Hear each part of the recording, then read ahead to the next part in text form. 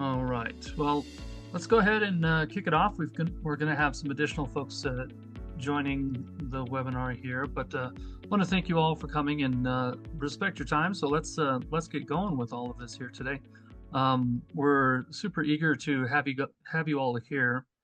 Uh, my name is Bill Schrum. I'm Director of Operations for Downtown Colorado Inc. And wanted to kick this off with just a couple of ground rules here so that you all know this webinar is being recorded. So we're going to ask that everyone stay muted for the general session while we're doing that. We also would love for you to all ask questions, and best thing is to type them in the chat while the question's fresh in your mind.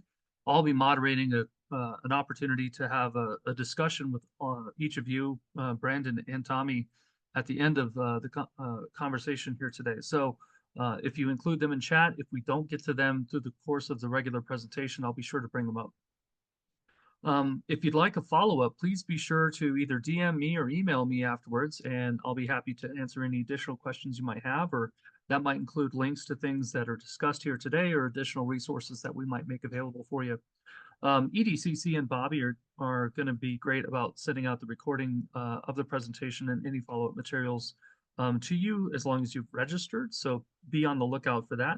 I know I've already gotten the link for Monday's webinar, so thank you so much, Bobby and the EDCC team. And then finally, throughout Economic Development Week, we would love for you guys to engage with the discussion with us and follow us on socials. So keep an eye out for DCI Vibrant Downtown at EDC of CO, and use the hashtags CO Econ Dev Week 25, Vibrant Downtowns, and Econ Dev Week. So again, this is the second webinar of 3 in the Economic Development Week of 2025, and we're getting together yet again with all of our partners. So we want to be able to thank all the folks that help come together and make this happen for us. And that's not only Economic Development Council of Colorado, ourselves, DCI, Downtown Colorado Inc., but also want to thank our federal program partners, OEDIT, DOLA, CWDC, and the CDLE, the CO Align effort, Manufacturers Edge, USDA, and the EDA. We all get together each year to bring this notoriety and bring awareness to the role of economic development, because it's so important that we help tell the story of the work that economic development does and placemaking for impacting the communities around the state. We know that we're all working hard to do this work, and unfortunately, sometimes we're too focused on our work to tell our own story. But this is really one of the intentions of Economic Development Week, is to bring a spotlight to all of this and make sure that we're not only helping the general population understand how economic development can impact their lives, but shining a light on the great projects that you all are doing throughout the state. So again, make sure that you're engaging with us on socials using the hashtags, and add us if you'd like for us to follow the conversation. And we really appreciate you all being engaged today, both with this webinar and throughout the entire week. So if you're not familiar with Downtown Colorado Inc., I'm going to take just a second to introduce us. We are a nonprofit organization that was started in 1982 in support of urban renewal authorities. And we provide programming, outreach, and advocacy for all types of special districts and downtown efforts. We are a membership-based organization, so roughly 65% of our membership is local governments or quasi-governmental organizations. And then we also have private sector and nonprofit partners as well.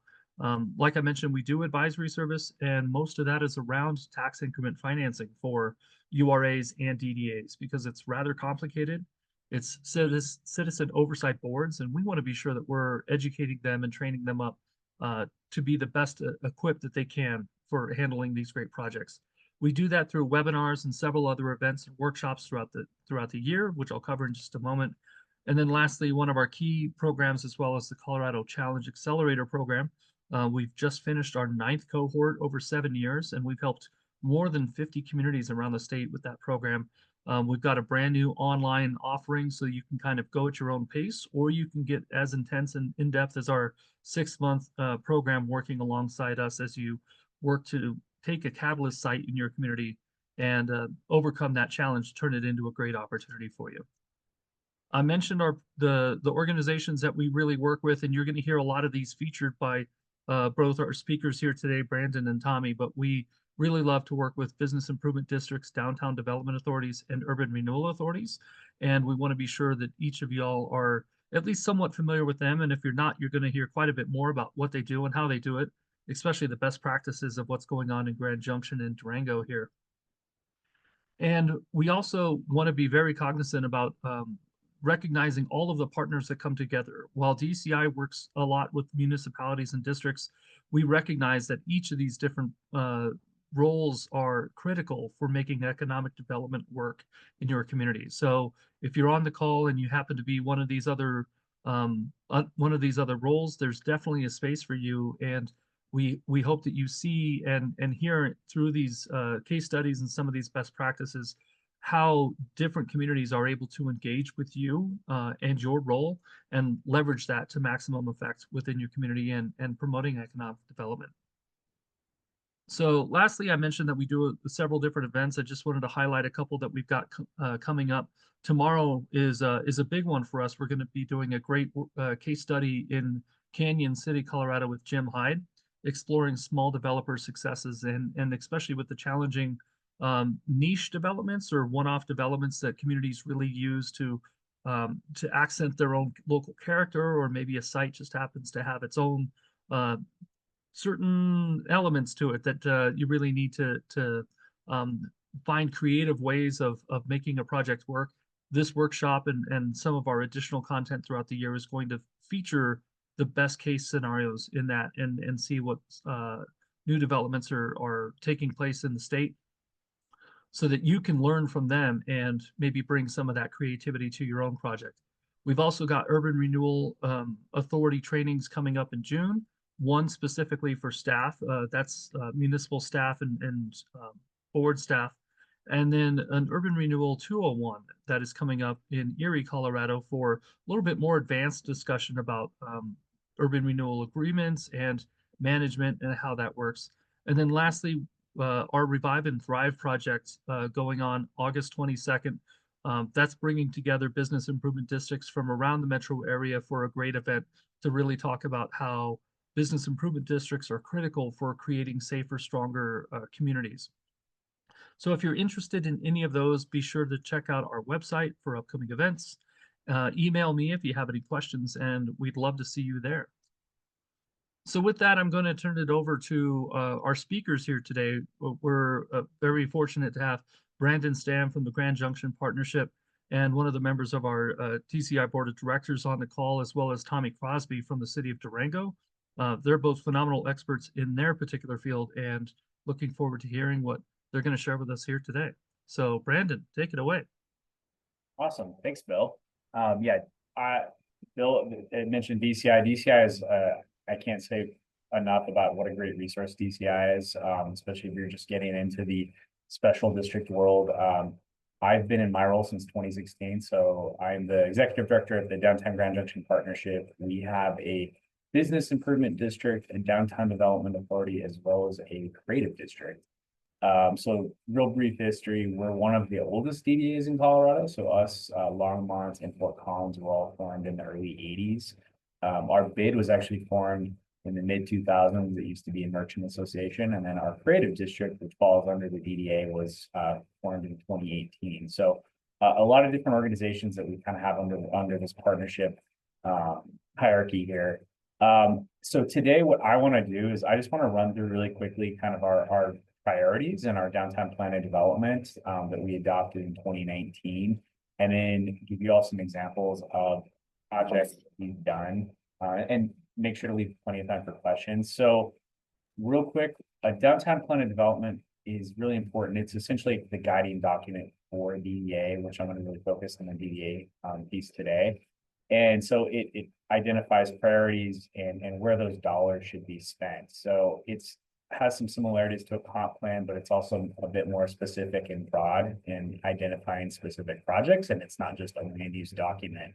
So our DDA plan was, as I mentioned, updated in 2019. So the previous plan was actually from 1981. It was the original plan when I first started, which was super challenging.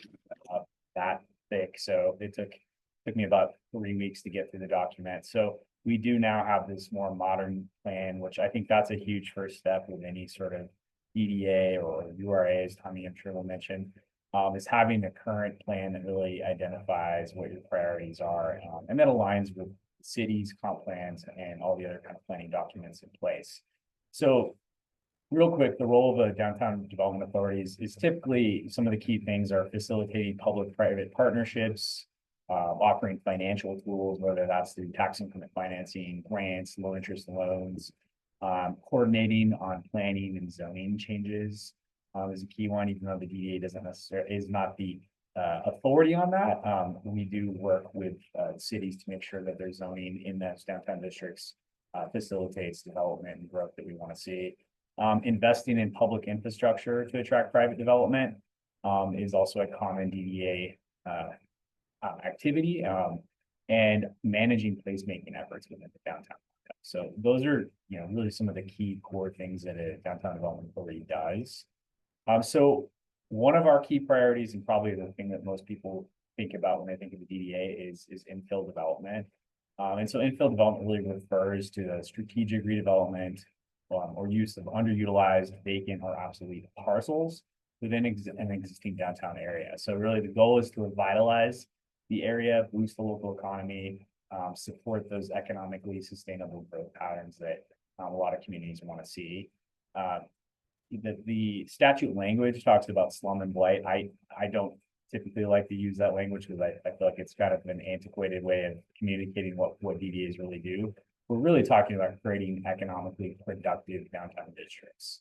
So infill development can be redeveloping vacant lots, rehabilitating underutilized or abandoned buildings, adding mixed use or housing into an existing downtown area, promoting walkability, transit access, or density. So it's typically focused on targeting those gaps in the urban fabric that the private sector or the city maybe haven't addressed within their infrastructure needs. So the DDA helps really fill those gaps that you see within the urban fabric. In specific with the DDA, some of the things that we really focus on is identifying high potential sites. So areas that could serve as a catalyst for growth within your downtown district, helping to look at removing barriers. So I mentioned zoning, but potentially environmental issues. That's really relevant in Grand Junction, where at one point in time, everything was a gas station downtown. So looking at ways to remediate environmental issues to make development more feasible. And then we also do look at incentives for developers to build downtown to incentivize the sort of projects that we want to see. Again, we have some examples of this here as it relates to housing, where there hasn't traditionally been a lot of downtown housing. So we've really tried to incentivize that with the idea that, once you incentivize a few projects, the private market starts to take over that investment, and then you start to see more of the projects that you want to see. So it's kind of an ever evolving target with those incentives. You don't want to keep those static. And then also the engagement piece, so engaging the community in planning efforts as it relates to the downtown, your property owners, your business owners. Some of the key goals of infill development in a downtown would be, as I mentioned, economic development, those new businesses, increased property values, because that directly benefits the DDA as well as those other taxing districts. Housing is a key one with a lot of communities in Colorado, so Grand Junction is no different there. I mentioned sustainability. In my mind, when I think of sustainability, I mean more efficient infrastructure use. So downtowns already have a lot of the built out infrastructure. So really investing in that existing infrastructure that really creates more of an economic return for everybody in your community. And then placemaking, creating that vibrant, livable downtown that everybody really thinks about when they think of the downtown. So some of the tools that DDAs have are TIF, SOD grants is another one. We actually have some other grants I'm going to go over as well. Land banking or land assembly is another way DDA can help with infill. I mentioned zoning adjustments already. Public infrastructure, so that could be streetscapes, things like sidewalks, parks, transit. Also helping build that pool of developers. So having really good relationships with developers, with your real estate community to kind of understand what their needs are and what gaps they're seeing. And then helping kind of bridge the gap between maybe some of the city code challenges and maybe what developers are looking to do. So I'll go into some more example on infill and projects a little bit. Next slide, please. So placemaking, obviously, I'm sure you all heard placemaking. It's a very common tool in creating a community-centered approach for designing and improving public spaces. I think it's also a really underrated way of creating, really setting the table for the development that you want to see. Because placemaking is really, to me, it's the secret sauce that kind of turns a downtown into a destination, not just a thoroughfare. It's really important for revitalizing urban core, strengthening communities, and creating what I would call people first development. It really goes beyond just the physical design of the buildings, how spaces function, how they make people feel. It's really the goal is to create that kind of vibrancy that everybody loves when they come to a downtown community. So in Grand Junction, some examples of that, we have art in the corner. We've done some really cool place activation projects with spaces that were underutilized or kind of disconnected from the downtown fabric. And placemaking can really, in a DDA context, can be things like strategic planning, envisioning, physical improvements in infrastructure. So it can be things like just lighting or landscaping, creating public spaces. So like plazas, parks, or other sorts of gathering spaces. It can also be historic preservation or adaptive reuse, like really holding on to the character and what makes your downtown unique. Wayfinding and branding is another kind of key placemaking activity as well. So these really just encourage that pedestrian activity and create that more inviting atmosphere that helps set the stage for the development activity that you see. Next slide, please. And then our last priority area in our downtown plan, and you can obviously see these are all interconnected, they all work together, is connectivity. And connectivity is really important as well. I mean, this is obvious, but it helps really ensure that all these activities, all these places, all this development is accessible and linked together. So this goes beyond just like transportation. It's things about it's sidewalk connectivity, it's digital networks, it's social infrastructure. They all need to work together to create a functional, inclusive, and vibrant urban core. So, we have some challenges in our downtown that we've been actively working on in terms of our main street is incredibly vibrant, but we've seen a lot of activity on Colorado Avenue, which is a street just south. So just trying to make that feel more connected into Main Street. So, and some of that is development, some of that is also just things like lighting, wayfinding, and making it feel like when you come down to Colorado that you're also part of downtown. Because historically, when people got to Main Street, that's kind of when they associate being downtown. So really trying to just create that circulatory system of the downtown and create the framework that helps feed foot traffic. Because really, from a retail standpoint, foot traffic is so key to having that vibrant downtown business community you want to see. So things like supporting walkability, public transit. We have a scooter program that the city rolled out that we certainly were supportive of. Other micromobility sort of efforts, even things like having more bike racks, those sorts of things are all ways to just increase connectivity. As well as, more substantial sort of street improvements can also be another tool to help with that. So first project I wanted to talk about a little bit, this is really exciting. So this is a former city market building that was vacated, it was winter of 2018. It had been run down, it hadn't seen much investment.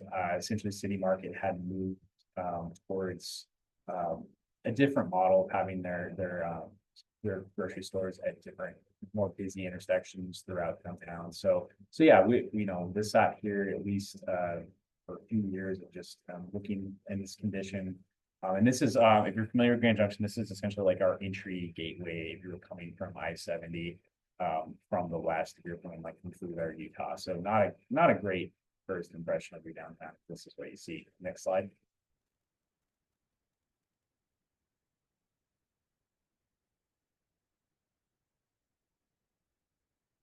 There. So this is actually a rendering. This project is actually complete. It opened in January. This is the junction. We worked with a developer, Richmark out of Greeley, and they've had great success out there as well. And this is a 256 unit market rate apartment building that opened in January. They're almost already 60% leased out, so it's been wildly popular.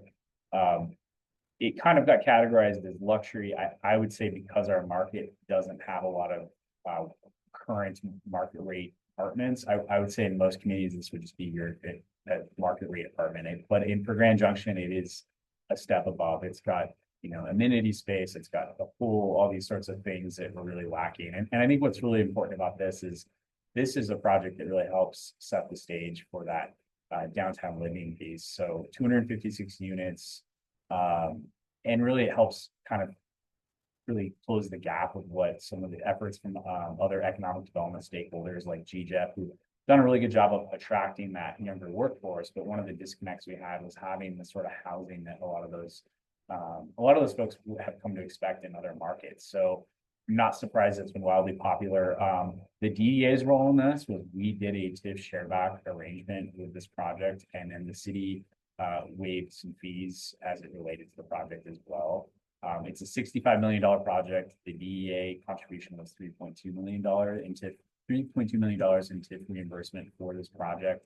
And then the city, I believe it was around 2 million in fee waivers for this project as well. So now this is, I should have added a picture of what it is now. This is the rendering, but it looks really similar. But this is now your yes, and Kim mentioned the retained students graduating from CMU. Great point. Yes, there's already a lot of CMU students in this building as well, as I know CMU's had some challenges with housing.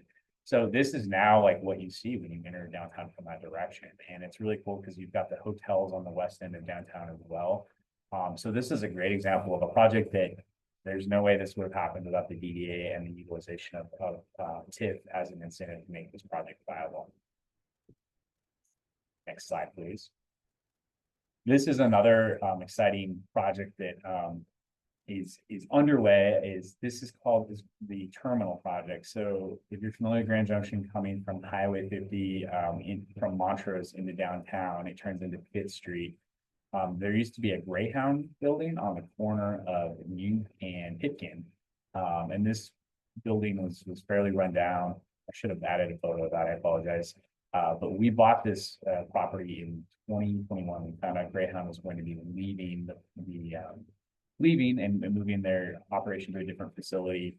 And so my board saw this as a really good strategic investment to redevelop this site and really create that gateway coming from Highway 50 into downtown. Because again, this was a very blighted area where again, there's no visual cues that you've entered downtown until you hit Main Street. And so we really want to change the look and feel as it relates to downtown. This project has really evolved. We purchased the property, had an RFP, and it was really looking at a mixed use development, and it's evolved. I mentioned we're a creative district, so the state has a program called Space to Create that really focuses on live workspace for artists. And so we've been able to secure a substantial amount of funding from the state. And so this project has really evolved into a mixed use concept that will be 106 units, workforce housing units, so between 80 and 140% AMI. And then the ground floor is going to be a mix of artist space, of studios, gallery space with a commercial space, kind of layered with a restaurant concept layered into that. So think kind of like a mini food hall. So really exciting because again, this is a little bit different than the Richmark project that I referenced on the previous slide. And the other cool thing is this will allow for live workspace for artists in our community as well. So really trying to capture that vibrancy and hopefully help create some more affordability within the downtown housing market as well. Next slide, please. So these are just some concepts from the site plan. So the current configuration of the building, that kind of L shape, is actually one of the challenges we came across. Is it actually is completely configured to direct towards I-70, considering it's a bus station. So we are unfortunately not going to be able to save the actual building to really be fighting an uphill battle in terms of of the activation. So we are reconfiguring that kind of area and how you see this like plaza alley space that runs through, that'll connect to Colorado Avenue, and then also just kind of face towards Fifth Street where we've got Ramblebine Brewery across the way. And so really trying to help activate this space, and this really helps link some of the activity that we've seen on Colorado, and have that come together, and having some really unique kind of ways of entering the space. We want this to just be really fluid and built into the urban fabric. Next slide. And this is the massing diagram. You can see we're projecting 6 stories here. This is a little dated. We have some newer concepts here, but this just gives you the general idea of kind of the flow and the massing of what that building looks like. Okay, so I mentioned grants. I want to talk a little bit about grants as well. So facade grants, pretty common within DDAs, and even I think Main Street programs do facade grants. Great project. We actually are looking at modifying our facade grants a little bit to include kind of a tiered approach, because one of the challenges is historically our facade grants are up to $10,000, which are great for those kind of retail type spaces, but we have some larger commercial buildings that are also lacking in investment. So we're looking at changing these grants a little bit to have some more flexibility, maybe for larger commercial buildings that are also in need of repairs. And then we also have a few other grants that we've launched in the last couple of years. This restaurant conversion expansion grant has been really successful. So that's up to $50,000 towards things like grease traps, fire suppression, any of those major kind of code challenges that we've come across in a downtown context. For our downtown, the food and beverage piece is really key. It drives a lot of activity in our downtown. And we see this, we utilize Placer AI, and we can kind of see the demographics around like who's coming downtown and just kind of those gaps within our market. So we felt like this was a really good strategic use of these funds. We've had 4 restaurants that have taken advantage of these grants. And then we also have a platform called Hello Lamppost. And so it's essentially like a digital ambassador. And so, this isn't rocket science, but it did kind of confirm some of our thoughts around like why people are coming downtown, and food and beverage is the #1 reason people are coming downtown. So that is really kind of driving a lot of the other activities. So that's been a really successful grant. We're also going to be adding another grant, looking at encouraging upper level activation of buildings. One of the challenges we have in our downtown that actually Durango does a great job with is we have a lot of ground floor retail space that is utilized by things like mortgage offices, real estate companies, that really kind of kills that vibrant retail environment that you want. And so there's a lot of potential for these buildings or these property owners to utilize the upper levels of their buildings. So trying to create some incentives for them to do that. Again, it's typically code related challenges. A lot of our buildings haven't seen a lot of investment. So things like elevators or fire suppression come into play. So we're hoping that grant will maybe kickstart some of the property owners trying to get some of those uses off the ground floor, and so that we have more retail space on the ground floor as well. And then the last grant that we've also launched is that you can go to the slide. It's actually perfect segue. Is a mural grant. You can see some of the murals we've actually done here, and I think this comes into that placemaking element of. I think this can be a really underrated way of creating activation in your downtown. Our mural grant is up to $1,000.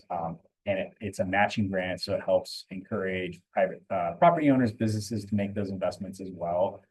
We ended up funding some of the first murals downtown because we really wanted to set the stage around like, hey, here's high quality murals, here's what they look like.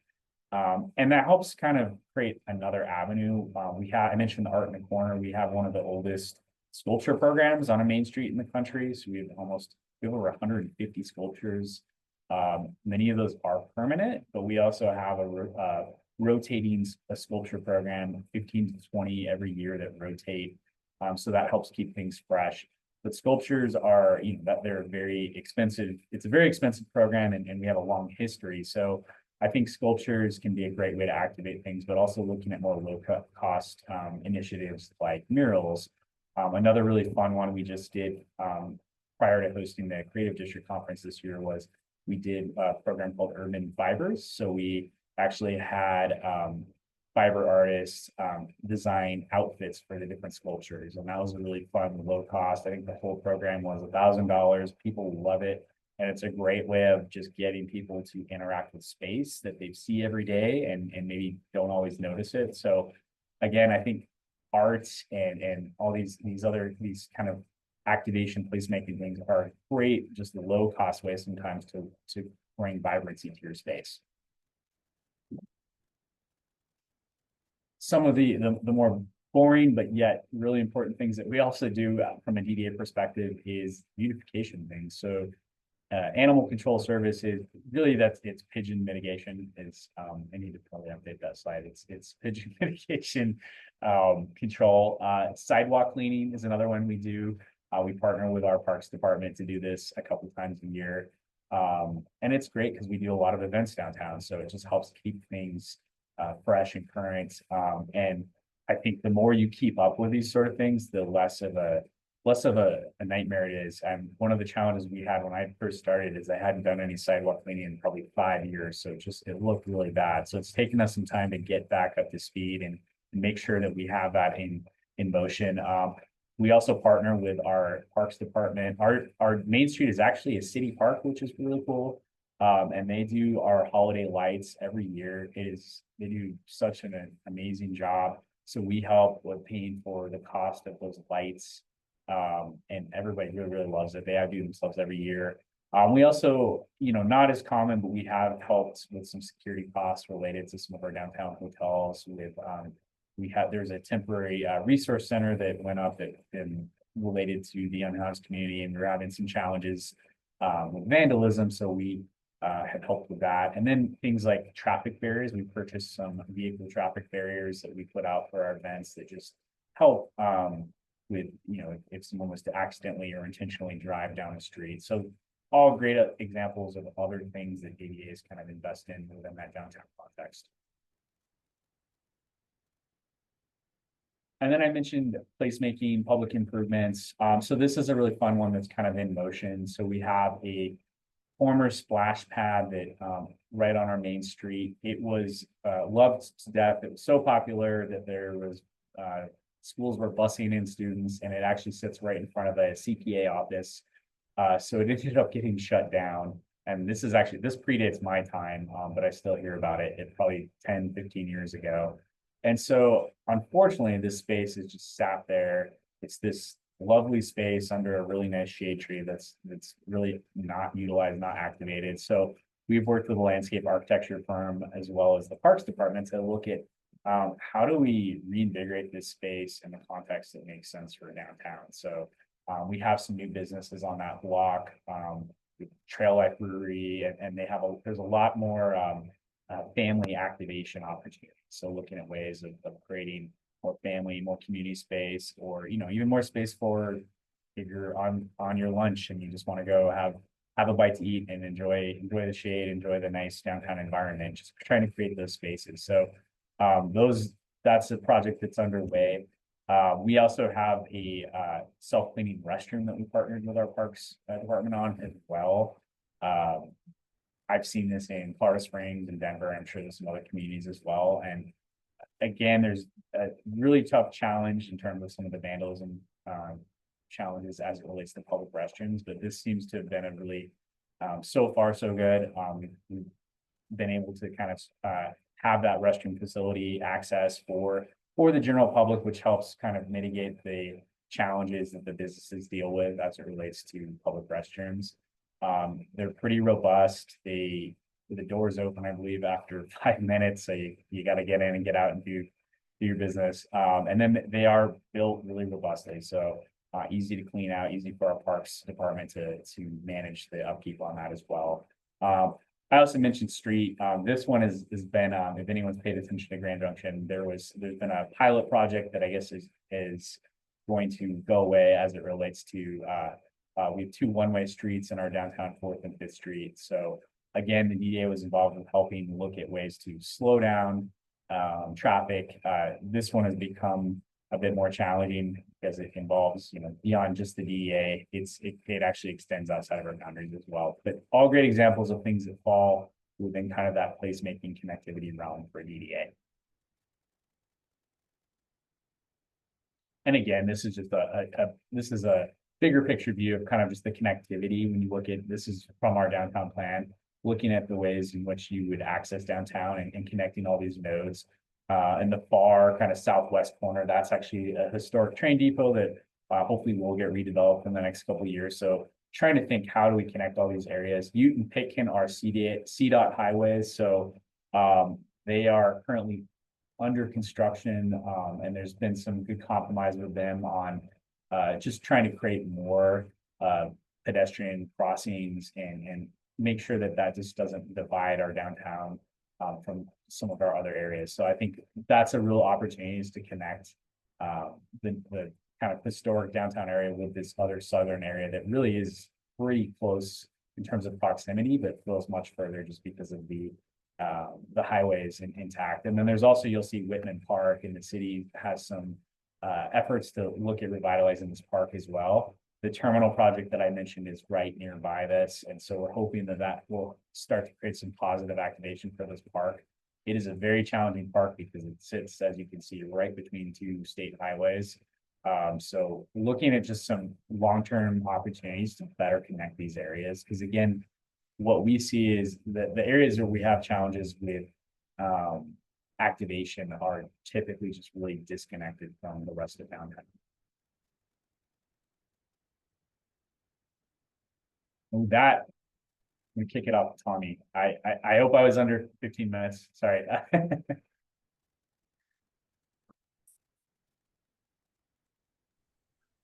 Yeah, that worked out great. Thank you, Brandon. And again, if you have any questions for Brandon, please be sure to put them in the chat. We'll have a chance for discussion afterwards. Tommy, go ahead and take it from here. Thanks, Bill. Thanks, Brandon. Tommy Crosby, I'm with the City of Durango. I'm our Economic Opportunity Manager. I also act as the staff director for Durango's URA, or what we call it, the Durango Renewal Partnership. I have the chat open, so I'd be happy to try to answer questions, curiosities, comments as we go. I'm always curious to pick folks' brains of what they're curious about URAs, what hesitations they have about URAs, or where in their town they think URAs might be most effective. So I'd be happy to try to answer as I go, if anyone has any questions, comments, or curiosities. Brandon already said this, but I really can't reiterate enough how important Downtown Colorado Inc. has been in Durango's URA journey, and many journeys of other towns and cities across the state, of making that decision of, is a URA the right fit? Is a DDA the right fit? Is a bid the right fit? They are really an invaluable resource with the most subject matter expertise across the state. I think at their conference in April, they prided themselves in their R&D approach, the rip off and duplicate approach. And so they're a really great hub for figuring out what might be the right fit for your town. And so that kind of starts the URA story in Durango. We're relatively young when it comes to creating a URA. We created our first URA area formally in 2020 and 2021. If you want to kick it to the next slide, Bill. And we really used DCI to figure out what is the right fit for Durango. We're lucky enough to have great resources already, like a business improvement district. We have a great chamber. Right before and kind of as we were creating or choosing to create a URA, we also were certified as a creative district. We have a smattering of enterprise zones and opportunity zones that we can leverage, as well as redevelopment tools. And so we kind of saw the URA as this great missing link. One of the big reasons that we decided to go with a URA versus a DDA is we had areas that were outside of just our downtown that we were looking at redeveloping. The DDA in Grand Junction is an amazing model, and like the Venn diagram of Durango's URA and Grand Junction's DDA, that overlap is quite robust. But we wanted to make sure that we left the door open in Durango for areas outside of our downtown. So that was really one of the big reasons why we decided to go take the right turn towards a URA instead of the left turn towards a DDA. And some of the key areas that led us towards that is URAs can act as a great tool for workforce and obtainable housing, encouraging infill. You have quirky old late 1800s parcels that no one is going to develop on their own. So how could a URA jump in and help bridge that gap with some of the tools that URAs offer? We also had a really great opportunity to collaborate on some transit improvements. And then, like I mentioned, we recently created a creative district in Durango. We're about 19,500 people, far corner of Southwest Colorado, 3 hours from an interstate. And so development and redevelopment in Durango sometimes can be challenging. So when we're now able to come to the table in conversations with developers or folks who are interested in growing, expanding, relocating to Durango, we now have an incentive tool that we can formally offer and use things like sales tax and property tax based incentives to make that pathway a little easier of, it might be a little harder to get supplies or find a contractor in Durango than it would along the Front Range. And so having a tool like a URA has been a really great option to layer on and reel in some great opportunities for our community. So like I mentioned, one of the big reasons why we chose a URA specifically is we wanted to target areas outside of downtown. This map on the screen here identifies an initiative that Durango took on of identifying some character districts. Each have kind of their own needs, their own value, their own pimples, and we were able to stand up so far a URA plan area in 2 of these character districts. And so this character district was really influential in where might future URAs come into play, and how might this tool be able to be applied to areas that the city has identified of high value, whether that's light industrial areas or gateway areas, areas that are prime for development and redevelopment for workforce housing. The 2 areas on this map where we currently have URAs is the downtown zone, and then a portion of the North Main zone. And then that red in the top right corner, the northeast Durango, we're actively pursuing our 3rd URA plan area. And so just to get into the weeds a little bit, we have our URA board, the Durango Renewal Partnership. That's kind of the overall entity that manages URA projects. And then within that entity, we have specific plan areas. So we have the downtown plan area, the North Main plan area. And despite those being both part of the Durango Renewal Partnership, there's certain resources that can only be used specifically in each plan area. So a project in North Main, the profits from that project can't be funneled into a project in downtown. You have to invest in that specific geographic boundaried area.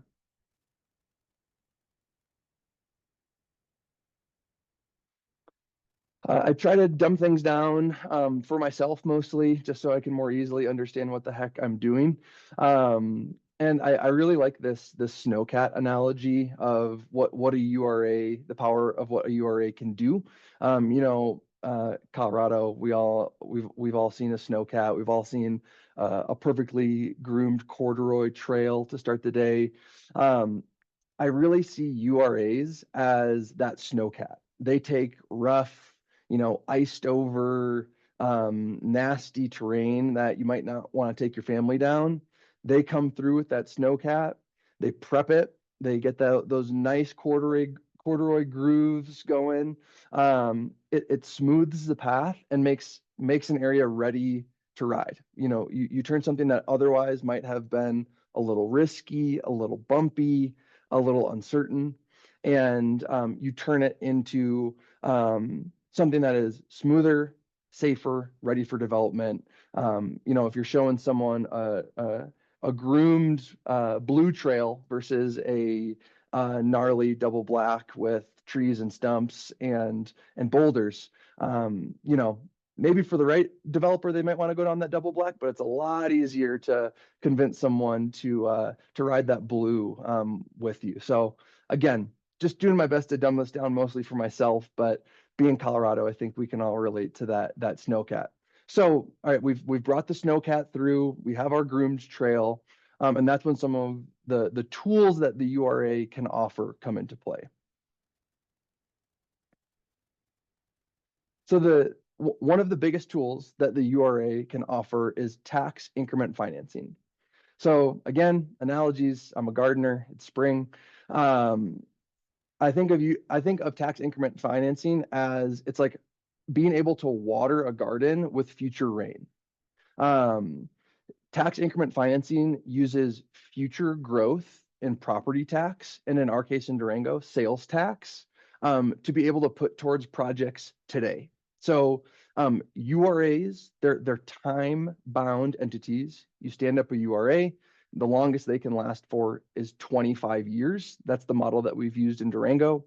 So if you have a project that takes place in year one, you're able to project the next 25 years of property and sales tax that's going to be generated from that project. You can draft an agreement with the URA that says, hey, we value your future property and sales tax at $5 million. They can take that agreement to a bank and seek private lending to get a lump sum upfront that has the assurance of being paid back over time, with the simple avenue of just paying sales tax and paying property tax as kind of your reimbursement tool that's used for tax increment financing. Tax increment financing, not to get into another gardening pun, but you can really get into the weeds with it. And again, I can't recommend DCI enough. They have TIF 101, TIF 201 classes where they can really help you decipher the who, what, where, when, why of tax increment financing, and if it's a great tool for you and your community. One thing that I will highlight, and Brandon, please feel free to correct me on this, but one of the defining differences between DDAs and URAs is URAs can use property tax and sales tax, where my understanding is DDAs can use just property tax. And Brandon, again, if I'm miscorrect on that, please let me know. Yeah, we can use sales tax as well. I'd say it's not as common though from the DDA perspective. We do have sales tax too, but not as common. My understanding, and maybe buildings to correct this both, is that I think the biggest difference is that urban renewals have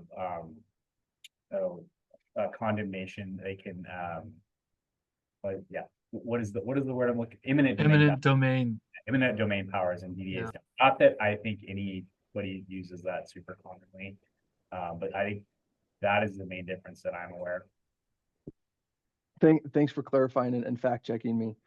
Yeah, we've not used eminent domain in Durango.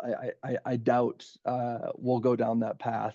I think that there's one project that it's even come on the radar, and it would be for, I think, like 20 square feet of land that would help with the trail connection. That's currently part of a pedestrian crossing onto a median. So nothing, not taking over anyone's business or anything like that. But yeah, likely not to be used in Durango. All right, so we have our two examples, right? We have the snowcat, prepping the area, turning our double black into a blue. And then we have this idea or this great tool that can be used of tax increment financing. We're we're in a drought in Southwest Colorado. We got allotted our 3 of 28 inches of normal water allocation. So we're going to dip into that tax increment financing. We're going to borrow some of that rain from future years and water our garden today, thanks to tax increment financing.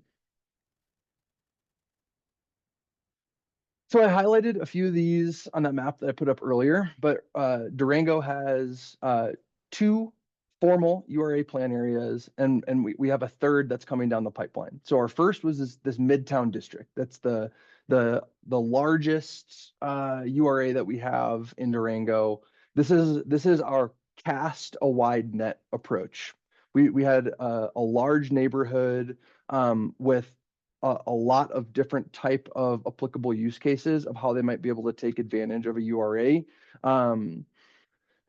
This captures some of kind of Durango's bread and butter, which is our main Ave corridor downtown. And it also that it captures kind of when that main Ave corridor starts to kind of peter out into a slightly neglected area. Again, that really is at a disadvantage from some of those quirky infill opportunities, weird parcels just got chopped up, and nobody's been able to take advantage of those in a productive way. So the Midtown approach was cast a wide net, offer a lot of options, and really try to kind of recruit and lure some redevelopment opportunities through things like tax increment financing and some grant programs, which I'll get into in a little bit.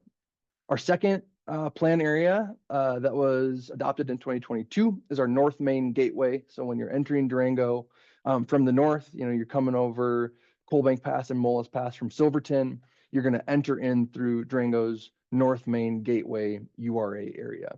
This was a little bit less of that cast a wide net approach and a slightly more targeted approach. It's still a relatively large area, about 3 blocks by 2 blocks.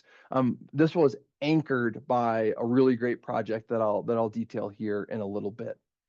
And then lastly, our third URA plan area. This one is very much so a scalpel approach. We're taking a very specific project. This URA plan area is being created for a very specific reason. And we identified every single parcel that's being included has a purpose. We're not trying to attract redevelopment. We're not trying to use that kind of cast a wide net approach like we're doing in Midtown. This one is a really cool project that's been coming to life. We had some city-owned parcels, and we put out an RFP to try to get a developer to create some workforce housing in the area. And through the treatment of a URA, we're able to create 154 total units, with 125 of those being workforce units. Without the URA, of those 125, it's roughly a 50-50 split of rental and for sale, which is great. Without the URA, we only would have had about 45% of those rentals in that kind of workforce attainable spectrum. With the URA, we're able to get 100% of those rentals at or below 125% area median income. And that's coming through the form of a tax increment financing agreement with the developer that's going to go mostly to large infrastructure costs, retaining walls, stormwater, sidewalks, curbs, gutter, some of those larger upfront costs that it's really a no-brainer for us to partner with them on creating a new URA plan area here and really being able to move the needle towards more workforce housing and attainability. So that North Main Gateway area that I mentioned, the reason this area was created is we had a developer approach the city. They were going to purchase roughly a 1 acre, the two parcels that consolidated to about 1 acre, right off the river trail, a block from a grocery store, a block from a Durango trolley stop, and they were going to put 5 single family homes in the realm of $1.5 to $2 million for each of these homes. we asked them pretty straight up of what can we do to incentivize you to do something that would meet some of the identified needs of that character district program that I mentioned earlier. We're looking for higher infill. We're looking for workforce housing opportunities. We ended up working out an agreement and an opportunity for them to create 22 townhomes, with 12 of those carrying varying levels of deed restrictions, by quickly standing up a new URA plan area where we were able to use city funding and an infrastructure loan provided by the URA to create about $600,000 of upfront incentives to allow this developer to take 5 single-family homes and turn those into 22 townhomes, with 12 of those carrying deed restrictions. This is a really great kind of domino effect that we've been starting to see with developers of, I guess, lack of a better way to put it, just wariness and skepticism of partnering with the city or a city adjacent organization like a URA in our part of the state. We just don't have a lot of other URA plan areas or URA projects to point to in this part of the state. And so this was that first domino to fall, where we've been able to have a path of lesser resistance of getting developers to the table to discuss how they might be able to partner with the URA. This was really pivotal in setting the stage for the Durango Crossings project that I mentioned, that much higher density 154 unit project. We had some great lessons learned, but we also had a project that we can point to with confidence and say, look at the impact that this was able to make by partnering with the URA. Our Midtown URA plan area, again, that's the cast a wide net approach, that north end of downtown area, where we're able to glean some of the gold off of our main Ave area and create better connectivity, better pedestrian, better sidewalk and bike lane infrastructure to connecting more of downtown to that main Ave corridor. Just like Brandon and Grand Junction, one of the most effective ways we've been able to put the URA to work is through a grant program. We call it our Midtown Peak Grant Program. And so far, this has doled out about $300,000 worth of funding in the last few years. Highlighted in this photo is it's kind of hard to tell. That old garage on the left side, this is a CrossFit gym. During the summer months, where those 2 trucks are parked on the left-hand side, they would use that as outdoor workout space. And then, November would come and people would be shoved into that small little garage on the back end. Through partnering with the URA and the Midtown Peak Grant Program, we were able to almost quadruple their year-round workout space. They did some great landscaping in the kind of the back left of that photo to flatten that out, add some new drainage, get some 4-wall seasonal roll-up enclosures. So in the warmer months, they're able to roll those up, and then in the colder months, they're able to roll those down and keep the area heated. That was roughly a $50,000 project. We've had a couple really successful, again, kind of domino effect type projects where restaurants, they saw what this CrossFit gym did, and they had kind of the post-COVID pop-up tents that have become sun-beaten and a little bit of an eyesore, the remnants of outdoor dining. We were able to partner with a couple restaurants on some really slick awnings with some roll-down enclosures as well to activate them and expand their year-round operable business area that will generate a bit more sales tax that will be circulated directly into the URA. And then we had another restaurant that did an awning and a kitchen expansion through the Midtown Peak Grant Program. And there's been some, not so sexy projects like repaving the entryway to a children's museum and kind of a strip mall of offices. Necessary work, but it's not necessarily the type of thing that I might willfully choose to put up on a webinar like this. But my favorite part about the Midtown Peak Grant program is it really helps spread the word. These are prominent projects off of Main Ave. People are seeing them every day. And when they're talking to that business owner, or they're talking to that employee, all roads lead back to the URA of how they were able to make that project come to life. And that really just opens up the door of opportunities for partnership, whether that's through a grant, whether that's through tax increment financing. It really was a great tool to spread the word and make people aware of this new tool that we're able to offer in Durango. On that note, just the public-private partnership element as well. This has really been kind of the lifeblood of the URA's success in Durango. We have a pool of really great partners that we were able to convince and bring to the table.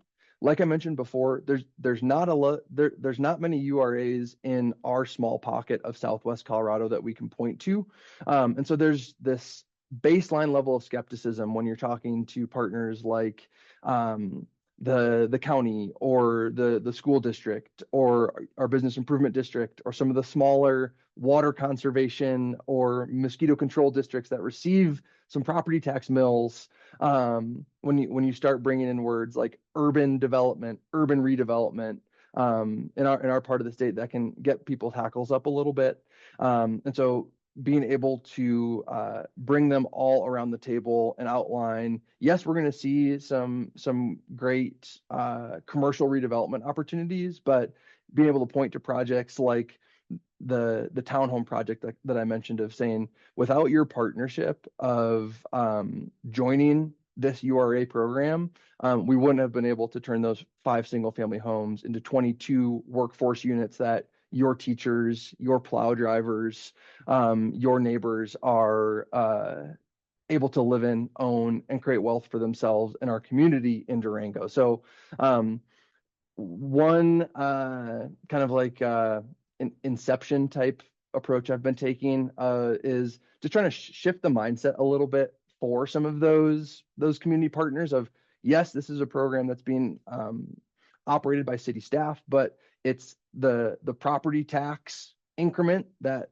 the county has pledged, that the school district has pledged, that the business improvement district has pledged to make these projects possible. And so, if I had one wave a magic wand item for Durango's URA, it would be that ownership mindset shift a little bit of bringing along some of our taxing partners to really take more ownership over some of the projects that have taken place, rather than just looking to the city, and still carrying a little bit of that skepticism of funding going towards commercial redevelopment projects and programs. But I think it's really a matter of time, especially with the Durango Crossings project that I mentioned, when we're able to bring online 124 units of workforce housing in partnership with the city, the county, our school district. I really think that's going to open up the floodgates of that shared ownership when it comes to how not just the city is driving URA projects forward. So just one, slight pain point I wanted to make sure I shared with this group. But if you can move us along, I think 2 slides ahead. So with that, I want to end where I started of really highlighting Downtown Colorado Inc. These can be complex tools, and a lot of economic development teams, are 1, 2, or 3 people. So being able to lean on an org like Downtown Colorado Inc., who they are truly the subject matter experts.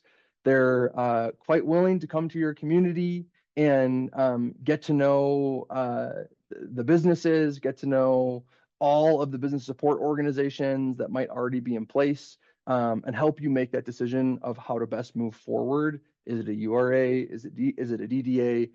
Is it something that we didn't talk about on this call? I just really can't stress enough how great of a resource DCI has been, when we still have questions to this day of, hey, can we see a tax increment financing agreement for a mixed use housing and commercial development? And they put the bat signal up and send it out to their network, and you'll have 2 or 3 answers usually within a week, which is I can't stress enough how valuable that is. So I'm happy to connect with anyone if you do have questions about anything I talked about. My email's up on the screen. But yeah, I'll quit my blabbering and hand it back to Bill. Awesome. Thank you, Tommy. And yeah, isn't it interesting how um, everyone still has questions, even when you have the first questions answered? It's just there's levels to this thing, right? You get the first little bit done, and then you're like, oh wait, now it's getting more complicated. Now it's getting more complicated. So again, I think we have to give all the appreciation to our partner members, just because when we have everyone from the smallest communities in Colorado up to the downtown Denver partnership in Fort Collins and Grand Junction, we can talk to folks that have probably done just about every scale of project. So that's the real secret. So there was a lot that was covered here from both Brandon and Tommy, and we'd love to give you guys an opportunity to ask them more specifically about some of the tools they used, or the arrangements that they made, or maybe even some of the things that might not have been mentioned but help them make decisions about how and when certain tools are best utilized. So if anyone has something they'd like to offer in chat, I think um, correct me if I'm wrong, Bobby, but a raise a hand and we can maybe have people unmute and ask their question. Would that work? That will work. Okay.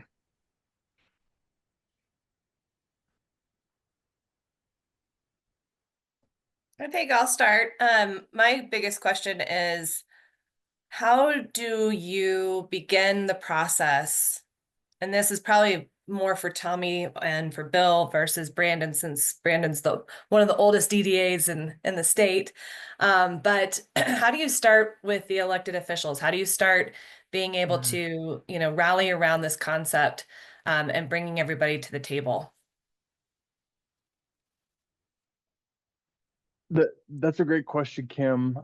In Durango, one of the catalytic tools for us was, across the state, the 5 alarm fire bells are being rung about workforce housing, and that was one of the more low-hanging fruit ways for us to talk about a way in which URAs could be used, and then being able to identify specific parts of town that to locals might be known as kind of like the areas you avoid, areas that have been vacant for a while, really identifying some of those specific parcels or some of those little corridors that you intentionally don't walk down, you intentionally don't walk your bike, ride your bike down, you'll take the 2 block detour instead. And again, show how the URA can be transformative in attracting redevelopment to areas that have otherwise been overlooked. And especially for us in Durango, we tried to position it as a catalytic first of its kind incentive. We were able to identify a gap, being Durango has no way to formally incentivize redevelopment, and then show how the URA could be a solution, a public-private partnership solution to bridge that gap, to offer redevelopers opportunities to address some of the squeaky wheel things that we tend to always hear. Curb, gutter, impact fees for storm and wastewater, and how URAs might be able to bridge that gap through tax increment financing and grants, to make that burden feel a little easier to bear when it comes to facilitating development and redevelopment in Durango. And that again, framing it of this is a gap that exists. We're all well aware of it. This is a tool to bridge that gap. That was really kind of the 101 introduction to electeds, to city leaders, and to some of those other crucial partner organizations that we knew would need to come on as partners to create that Durango's first URA. Yeah, I'll add to that just very briefly, but Tommy, I really appreciate how you phrase that. It's interesting how elected officials and other stakeholders may not have a very good understanding of these tools. And the problem with assumptions is that if you don't really understand what they're about, it can be clouded with a lot of misinformation. And so we found that when you start conversations with folks, and you start with the end in mind, or you start, hey, let's rally around the urban renewal, like, people can can use their own assumptions of what that means to derail the conversation. And instead, much like what Tommy said, when you're identifying gaps to start with, or you're perhaps working off of a strategic or a vision plan and saying, here's what we want to see in the community, what are the tools that can help us do this, right? As again, as Tommy mentioned in Durango, as they were going through that process is what led them to use the urban renewal authority versus the downtown development authority. But that is the sort of right way of discovering what's the next step, right? Or right way, I don't want to be terribly judgmental. I'll simply say that we've seen a lot of success doing it in that way. I guess the follow-on question then would be, have you seen, since that you've started this, you're what, year 5 now in this? Have you seen derailment? Have you seen pushback? Brandon, have you seen any kind of pushback when projects are being done, or pilot projects being derailed? Like, what is that constant educational rotation that you have to go through in order to get these things across the finish line? Yeah, I guess in terms of, yeah, like I think the challenge, right, is like, ours, obviously I wasn't alive when it was formed, but it was a reaction to kind of the boom bust economy that Mesa County had always had, and they have great foresight in realizing like they didn't want to be that, they wanted to diversify the economy. So I think part of the challenge is, you have different expectations. Like historically, it was more like public infrastructure projects that the DDA did, and that's evolved to where it's more, I would say, more public-private partnerships are more common. And so I think when DDAs work well, there is like a healthy tension that exists between your municipal partner, because, and there's differences, right? Like there are DDAs that are literally part of their city more directly, some that are more disconnected. We're kind of in between here. So I think when you run into friction sometimes is like, sometimes the city policy goals and the DDA board's policy goals may not align 100%. But I think being able to have, that healthy dialogue, I think it's good for projects, the more kind of different viewpoints you have. Because I think where I've seen, just working with DCI of other communities, I think where there's issues sometimes is where maybe a city manager or a city council person kind of just views this as like, oh, this is a funding arm for the city, and that's not really the intent. As Tommy referenced, it's really looking at what these policy goals are. So I think that's where you can run into friction, or I'm sure Bill has examples too. I'm not going to name anybody specific, but just there's definitely communities, I think, where that's been challenging for them to get out of that cycle.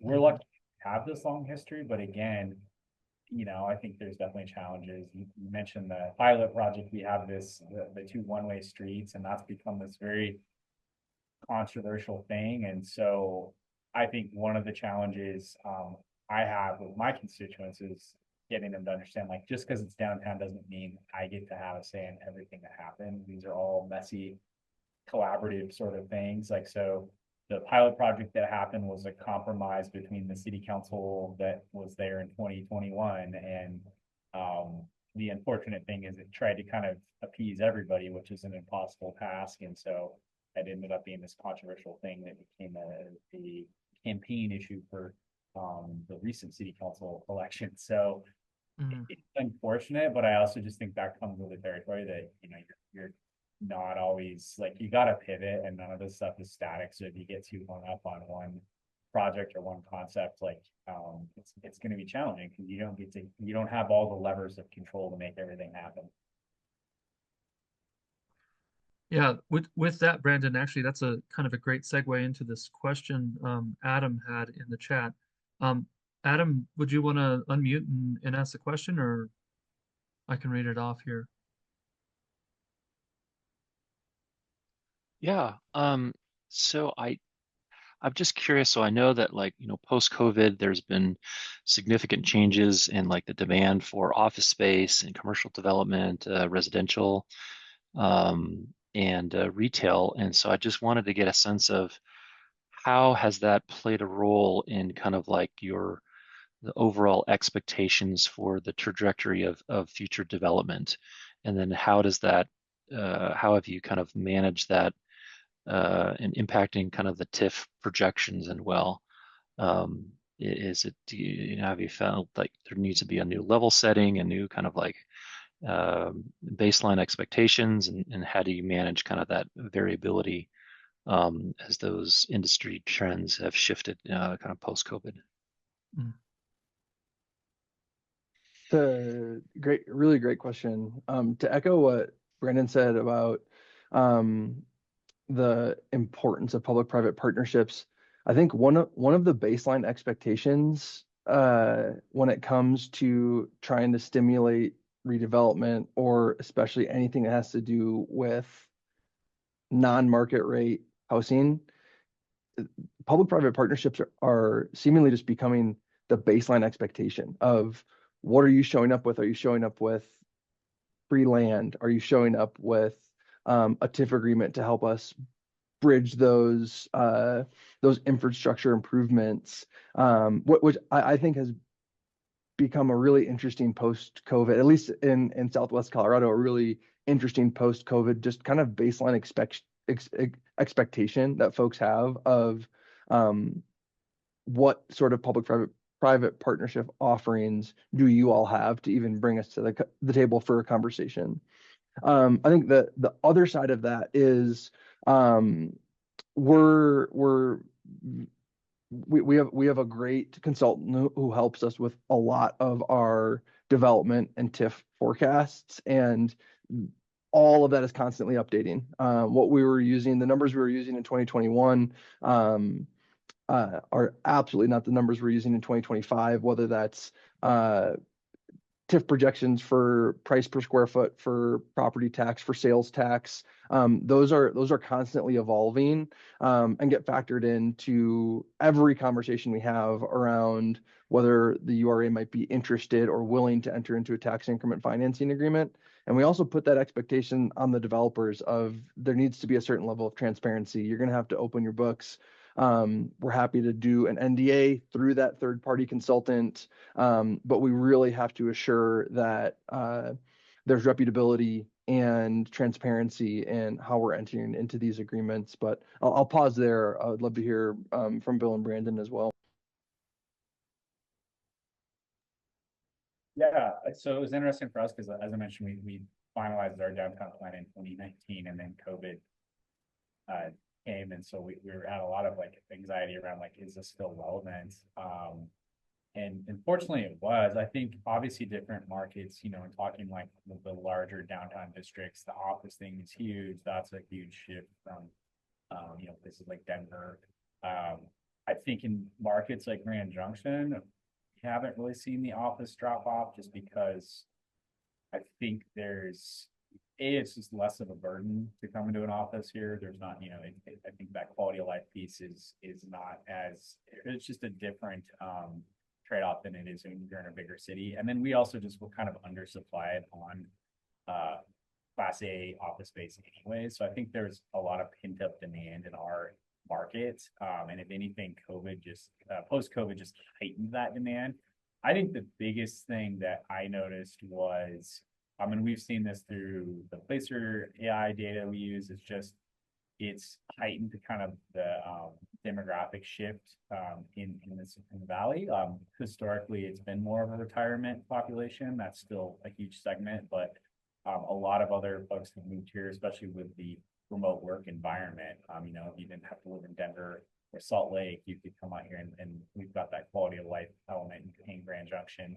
So I don't know that it really altered our projections. I think it just kind of increased the intensity and the timeline of some of those projections for us. Great, That's thank you. great. Thank you. Yeah, and I think one of the spoiler alert, an upcoming conversation in some of our URA 201 conversations that Tommy was referencing is post Gallagher. You know, it's not just COVID, but you know, Gallagher changed. That has dramatic impacts on, you know, commercial assessments and everything else. That in itself is something that also can change the landscape for what kind of projections might be coming. So again, I would wholly subscribe to Tommy's you know, methodology of continually checking your numbers and making sure that you're working with good numbers as you're doing your projections. We got time for maybe one last question if there was anyone else on right now that might have a question to offer. I might want to just ask, do you guys see anything moving forward that we need to be changing? That with some of the uncertainty that we have in our market right now, are you seeing anything that could be resonating to you? Mm.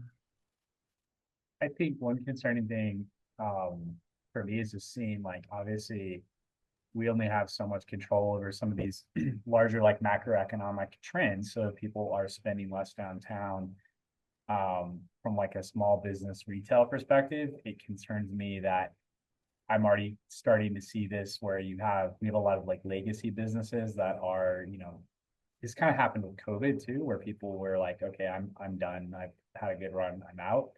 But I guess the worrying thing for me is like when you have that happening, you know, some of the property owners as well, and then some of our better businesses maybe get priced out of downtown. So that's super concerning. So even just thinking about, is there ways to create ownership pathways for some of the businesses in our downtown so that they can stay there? Because I do worry about their resiliency if we do go through a sharp decline, as it relates to just, you know, being able to not only from the business side of things, but just from even being able to afford property in the downtown.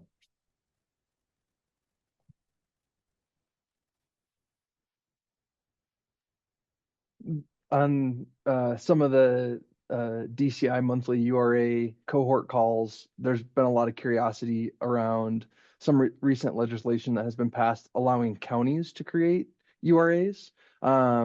Not necessarily a concern, more so a skeptical curiosity of, at least in Durango, the counties are a big partner in our URAs, and just ensuring that if counties do choose to create URAs of their own, how can we still have a really symbiotic relationship of meeting development needs within city limits versus in counties?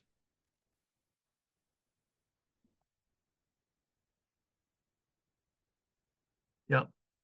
There's several things going on that I think we all need to be attentive to, and the legislation obviously is one of those where we might think we have an understanding of even the macro at the moment, but some of the more recent legislation is continuing to sort of keep us on our toes at the very least. So, well, thank you guys for sharing your insights and additional tools that folks can use in doing development in downtowns.